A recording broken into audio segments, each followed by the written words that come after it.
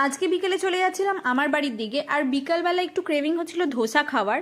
তো সেরকম ভাবতেই আমাদের এখানে একটা দোকান আছে টিফিন রুম, সেখানে চলে গেলাম ধোসা খেতে। তো গিয়ে মেনুটা খুব একটা কিছু দেখিনি, যদিও ওদের ওয়াইড ভ্যারাইটি অফ ধোসা রয়েছে। তো দিলাম একটা অর্ডার অনিয়ন ধোসা আর মশালা ধোসা, আর যতক্ষণ অর্ডার আসছিল আমরা একটু ক্যাজরামো মেরে নিলাম ক্যামেরার সামনে।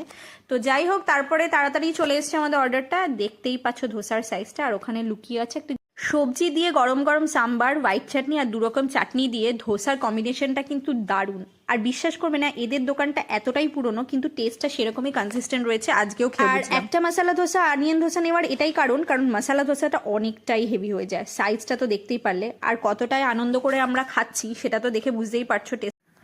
আমার তো সাউথ ইন্ডিয়ান কুইজিন অকেশনালি খুবই ভালো লাগে, সায়নের মোটামুটি লাগে, বাট এখানকার ধোসাটা ও খুবই তৃপ্তি করে। একটা দই বড়া পার্সেল নিলাম মা বাবার জন্য। এখানে ধোসাটা লাজবাব।